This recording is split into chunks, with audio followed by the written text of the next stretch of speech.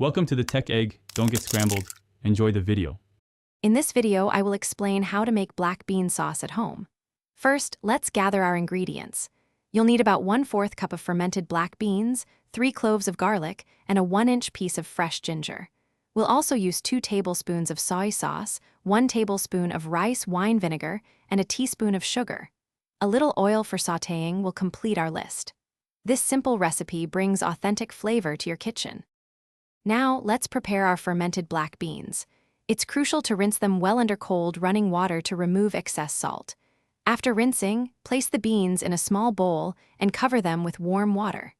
Let them soak for about 15 minutes. This step helps to rehydrate and soften the beans, making them easier to mash and blend into a smooth, flavorful sauce later on. Don't skip this important part. With our beans ready, it's time to start cooking.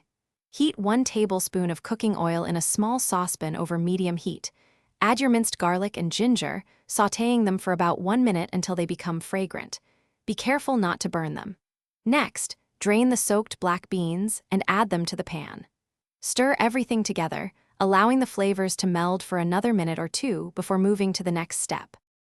To finish our delicious black bean sauce, add 2 tablespoons of soy sauce, 1 tablespoon of rice wine vinegar, and 1 teaspoon of sugar to the pan. Stir well and bring the mixture to a gentle simmer. Let it cook for about 5 minutes, allowing the flavors to deepen.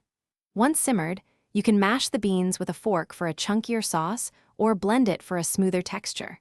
Store your homemade sauce in an airtight container in the refrigerator for up to 2 weeks. Thanks for watching. Consider subscribing if I helped unscramble your problems.